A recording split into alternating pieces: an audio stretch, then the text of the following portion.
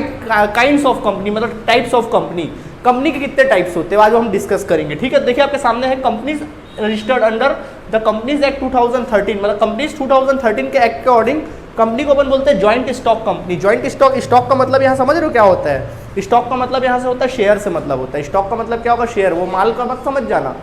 Stock का मतलब क्या होता है? शेयर्स, मतलब सबका ज्वाइंट स्टॉक है, सबका शेयर स्टॉक है। जैसे मान लीजिए एक कंपनी है, उसका शेयर कैपिटल 10,000 शेयर कैपिटल है, सॉरी चलो 10 लाख रुपए का शेयर कैपिटल है, शेयर कैपिटल 10,000 रुपए का है, मतलब ये है कि ये 10 लाख का शेयर कैपिटल है, कुल मिला के बिजनेस में 10 लाख लगा है। तो 10 लाख किसी एक आदमी का नहीं लगा है, ये बहुत सारे शेयर्स में डिवाइड है।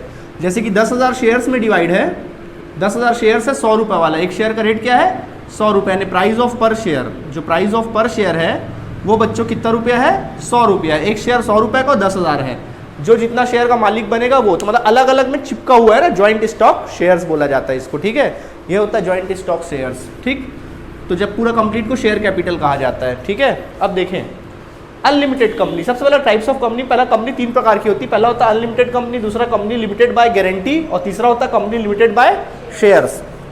सबसे पहले बात करेंगे अनलिमिटेड कंपनी।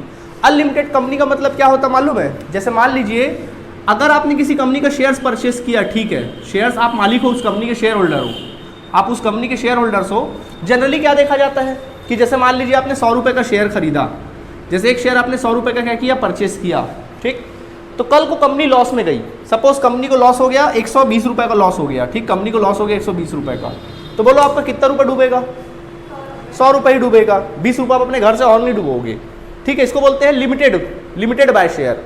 लेकिन यहाँ पर क्या बात कर रही है? अनलिमिटेड। मतलब यहाँ पर क्या है कि अगर आप किसी कंपनी के शेयर होल्डर हो, मालिक हो, तो आपको क्या करना पड़ेगा? अनलिमिटेड आपकी लायबिलिटी होगी। मतलब कल को अगर आपका 120 रुपये भी डूबेगा ना, तो 120 रुपये भी डूबोना पड़ेगा आपको, मतलब अपने घर से पूरा पैसा इन्वॉल्व करना पड़ेगा। अनलिमिटेड लायबिलिटी मतलब कंपनी को अगर कल को 200 रुपये का भी लॉस होगा ना, तो आपको 200 रुपये डूबोना पड़ेगा। मतलब अंत तक कंपनी के, जब तक कंपनी पूरी तरीके से खत्म नहीं हो जाती, या कंपनी के क्रेडिटर्स या लेनदार पूरी तरीके से अपन पूरा पेमेंट नहीं कर देते, तब तक का अपन को पैसा देते रहना पड़ेगा। अनलिमिटेड लायबिलिटी जैसे पार्टनरशिप में होता था, तब तक पैसा लाओ जब तक कि आप कंगाल ना हो जाओ। मतलब कंपनी का भाई, इस कंगाल होने से पहले अगर कंपनी का लेन देन आपका हो जाता है तो ठीक है, और नहीं हो पा रहा बेटा लगाते जाओ। ठीक, ओके।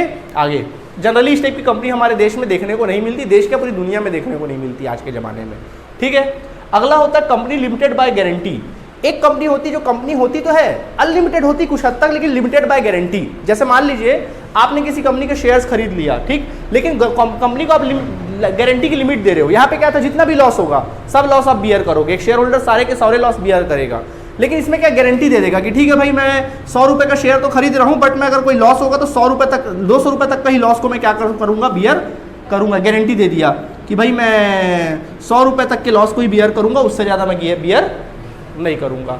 मतलब 200 रुपये तक का, मतलब मैं कैबिलिटी होता है सेट कर दी, भाई ठीक है मैं कंपनी का मालिक हूँ, शेयर होल्डर हूँ, लेकिन कल को अगर लॉस होगा ठीक है मैं बियर करूँगा, लेकिन 200 रुपये से तक का लॉस ही मैं बियर करूँगा, उसके ऊपर का बियर नहीं कर सकता। इसको बोलते हैं लिमिटेड बाय क्या? गारंटी।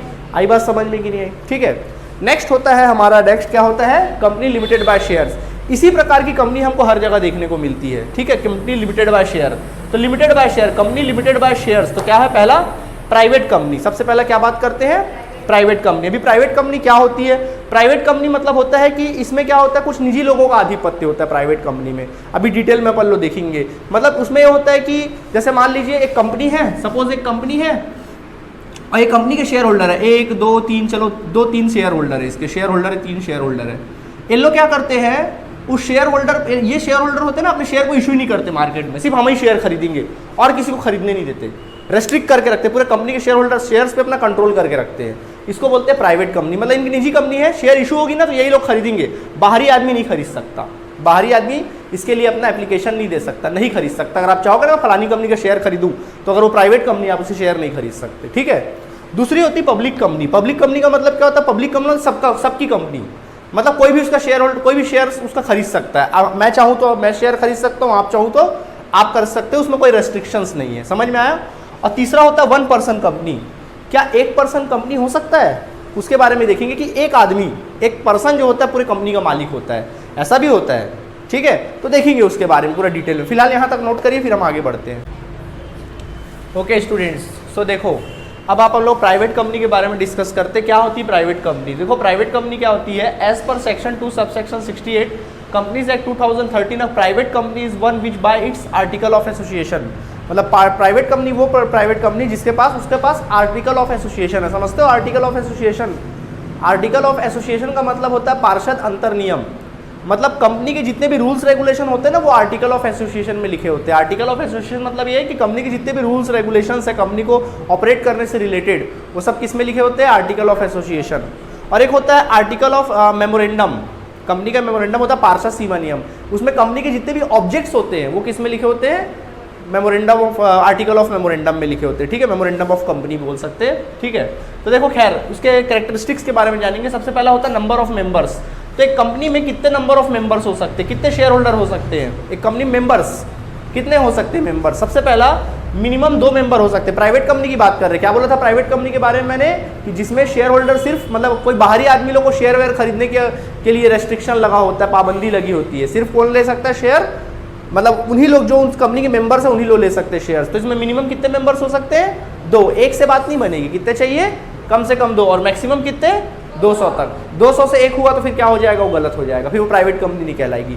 200 तक होने चाहिए। Exclusive of past and present employ, मतलब उसके पास्ट और प्रेजेंट एम्प्लॉय को छोड़कर, उनके पास्ट और प्रेजेंट एम्प्लॉय को छोड़कर कितने मेंबर हो सकते हैं? 200 मेंबर्स हो सकते हैं, ठीक है। अगला होता है transfer of share. Transfer of share का मतलब क्या होता है कि अपना शेयर किसी और को क्या कर देना? सेल कर देना।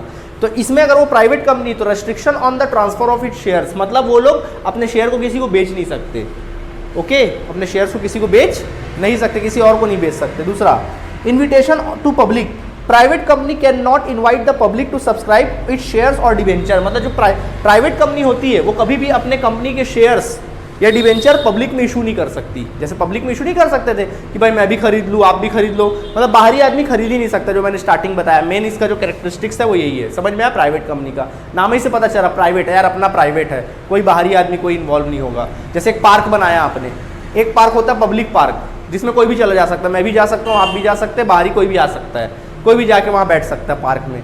एक होता है आप खुद का प्रॉपर्टी का, आपका घर का पार्क, वो कैसा पार्क है? प्राइवेट पार्क है, उसमें आप ही वहाँ पर बैठ सकते हो, आपके फैमिली मेम्बर्स बैठ सकते हैं, और आप जिसको अलाउ करोगे वो वहाँ जाकर क्या कर सकता है? बैठ सकता है। हर कोई वहाँ नहीं बैठ सकता, वही कंपनी की तरह है। सही बात समझ में आया कि नहीं आया? ठीक। देन नेक्स्ट होता है क्या? Preparation of articles, article of association. क्या इनको आर्टिकल ऑफ एसोसिएशन बनाना चाहिए? It's necessary for all private company, private company के लिए बहुत बहुत कंपलसरी है, जरूरी है कि उनको क्या बनाना है? Article of association. नहीं बनाएंगे तो फिर वो रेस्ट्रिक्शन के मतलब रूल्स के अकॉर्डिंग नहीं कहलाएगा, रूल्स के खिलाफ हो जाएगा। समझ में आया? देन नेक्स्ट होता है नंबर ऑफ डायरेक्टर्स। यहाँ क्या कंपनी में डायरेक्टर्स होने चाहिए? हाँ होंगे, और कम से कम 2 डायरेक्टर होने चाहिए। एक डायरेक्टर से बात नहीं बनेगी, कम से कम 2, उसके बाद भले आप जितना रखना रखो, ठीक है। डायरेक्टर्स कम से कम 2 होने चाहिए प्राइवेट कंपनी में, क्लियर है। And then use of word limited, देखना हर कंपनी के बाहर बाजू में एक वर्ड लिखे रहता है प्राइवेट लिमिटेड, तो क्या उनको लिमिटेड लगाना अनिवार्य है? बिल्कुल, its compulsory to use the word private limited at the end of its name, उसको अपने नेम के एंड में लिमिटेड वर्ड या प्राइवेट लिमिटेड वर्ड लिखना बहुत जरूरी। देखना मैक्सिमम आप कंपनी देखते होगे प्राइवेट लिमिटेड कंपनी, फलाना फलाना प्राइवेट लिमिटेड कंपनी। ओके, अब हम लोग बात करेंगे पब्लिक कंपनी के बारे में। पब्लिक कंपनी का मतलब क्या होता है? ऐसी कंपनी जिसके शेयर्स कोई भी खरीद सकता है, मैं भी खरीद सकता हूँ, आप भी खरीद सकते, कोई भी खरीद सकता, मतलब बिल्कुल फ्री है। फ्री तो नहीं है शेयर, मतलब जो भी कोई व्यक्ति खरीद सकता है, कोई रेस्ट्रिक्शन नहीं होता, उसको अपन बोलते हैं पब्लिक कंपनी। तो देखो क्या होता है, as per section 2 subsection 71 companies act 2013, अब public company means a company which is not a private company. Public company किसको बोलते हैं? कंपनी एक्ट के अकॉर्डिंग वो कंपनी जो प्राइवेट कंपनी नहीं होती है, ठीक है। सबसे पहले बात करते हैं नंबर ऑफ मेंबर्स की। तो नंबर ऑफ मेंबर्स मिनिमम कितने होंगे? 7। प्राइवेट पब्लिक कंपनी प्राइवेट में कितने होते? 2 होते थे, इसमें मिनिमम कम से कम कितने होने चाहिए? 7 होने चाहिए, और मैक्सिमम में कोई लिमिट नहीं, लाखों हो सकते हैं। समझ में आया कि नहीं? जितने चाहे उतने हो सकते हैं। अब बात आती है ट्रांसफर ऑफ इट शेयर्स। क्या इसके शेयर्स को ट्रांसफर किया जा सकता है?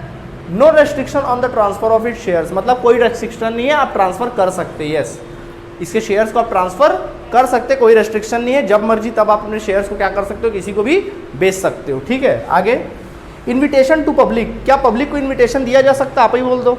Yes, public company can invite the public to subscribe of its shares to its shares और डिवेंचर, मतलब पब्लिक कंपनी जो होती है वो अपने शेयर्स और डिवेंचर को पब्लिक में इनवाइट करती है, पब्लिक को आइए हमारे शेयर्स क्या करिए? परचेस करिए। Okay, and preparation of articles. क्या इनको आर्टिकल्स ऑफ एसोसिएशन बनाने की जरूरत है? Preparation of article is not necessary, जरूरी नहीं है। बनाओगे तो अच्छी बात है, नहीं बनाओगे मतलब वही रूल्स रेगुलेशन, जैसे पार्टनरशिप में डीड नहीं होता है वैसी कंपनी में आर्टिकल ऑफ एसोसिएशन होता है, जरूरी नहीं है बनाना। जरूरी नहीं, बना लोगे तो अच्छी बात है, नहीं भी बनाओगे तो भी चलेगा। अगर आप नहीं बनाते हो, if in case of article are not registered, अगर आर्टिकल ऑफ एसोसिएशन रजिस्टर्ड नहीं है, नहीं बनाया इन्होंने, तब फिर क्या रूल एप्लीकेबल होगा, the provision of table F, जो कंपनीज एक्ट 2013 का टेबल एफ है ना, शेड्यूल 1, उसके रूल्स रेगुलेशन क्या होंगे, उस पर अप्लाई होंगे, फिर उसके अकॉर्डिंग अपन को चलना पड़ेगा। क्लियर है? आगे नंबर ऑफ डायरेक्टर्स, इसमें कम से कम कितने डायरेक्टर्स होने चाहिए, एटलीस्ट 3 डायरेक्टर्स होने चाहिए, कम से कम 3 डायरेक्टर्स। प्राइवेट में कितने थे, 2, यहाँ पे 3 होने चाहिए। यूज ऑफ वर्ड लिमिटेड, क्या इसमें लिमिटेड वर्ड लगाना चाहिए, बिल्कुल इसके अंत में लिमिटेड वर्ड लगाना पड़ेगा आपको। समझ में आया? तो ये था आप लोगों का कौन सा कंपनी, पब्लिक कंपनी, ये पब्लिक कंपनी कहा जाता है। आई बात समझ में? नोट कर चलिए। तो अभी तक हम लोग टाइप्स ऑफ कंपनी में क्या देखा, लिमिटेड बाय शेयर्स के में हमने क्या देखा, सबसे पहला हमने देखा प्राइवेट कंपनी, दूसरा देखा हमने पब्लिक कंपनी। अब हम किसकी बात करेंगे, 1 पर्सन कंपनी। सवाल उठता है कि एक 1 पर्सन कंपनी क्या होती है। देखिए कंपनीज एक्ट 2013 ने एक नया टाइप ऑफ कंपनी इंट्रोड्यूस किया है, 1 type of company, 1 person company.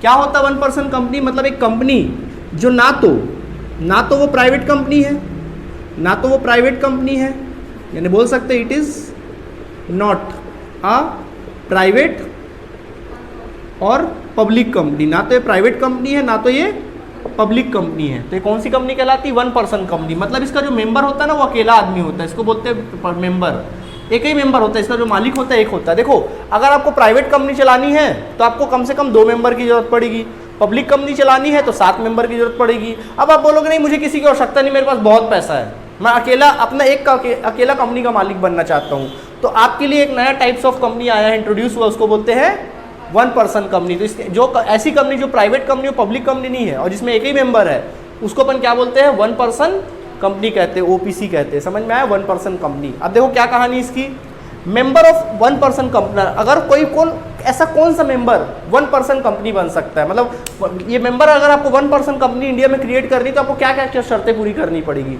सबसे पहली शर्त कि कोई भी एक इंडिविजुअल बंदा वो इंडियन सिटीजन होना चाहिए। दूसरी बात, उसको इंडिया में पिछले साल, मतलब पिछले previous year, calendar previous year में उसको कम से कम 182 दिन इंडिया में क्या करना पड़ेगा, रहना पड़ेगा। कंटिन्यू 182 दिन नहीं, मतलब कम से कम ऊपर नीचे करे, कुल मिला के कम से कम 182 दिन या उससे अधिक उसको इंडिया में स्टे करना एक पर्सन को। पहली बात, तो पहली शर्त ये है 1 पर्सन कंपनी बनने के लिए। दूसरा, 1 पर्सन कंपनी बनने के लिए दूसरी शर्त क्या है, दूसरी शर्त ये है कि paid up share capital not exceed ₹550 lakh, मतलब उसका जो शेयर कैपिटल होगा ना, शेयर कैपिटल उसके कंपनी का जो शेयर कैपिटल होगा, पेड अप शेयर कैपिटल होगा, वो 50 लाख से ज़्यादा नहीं होना चाहिए।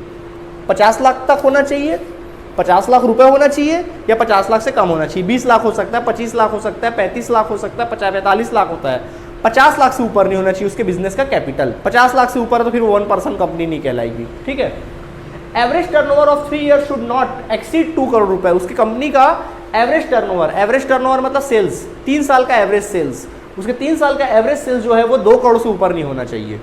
सेल्स समझ में आया, 3 साल का बिक्री उसका 2 करोड़ से ऊपर नहीं होना चाहिए। अगर 2 करोड़ से ऊपर है तो फिर वो 1 पर्सन कंपनी कैटेगरी में नहीं आएगी, उससे कम होना चाहिए। आई बात समझ में, 2 करोड़ होना चाहिए, 2 करोड़ से कम होना चाहिए। समझ में आया। दूसरा, can be form for business purpose, वो बिजनेस पर्पस के हिसाब से क्रिएट की जानी चाहिए। जिसका फाउंड मतलब उसका जो फाउंड मतलब वो हुआ होगा, जो उसको फाउंड किया गया होगा, जो उसकी स्थापना हुई होगी, वो बिजनेस पर्पस से की होगी, कोई चैरिटेबल पर्पस से नहीं की होगी। देखो लिखा भी not form for charitable purpose, charity verity वाला काम, सोशल वेलफेयर काम के लिए नहीं की गई होगी, बाकायदा बिजनेस के पर्पस से की गई होगी। आई बात समझ में।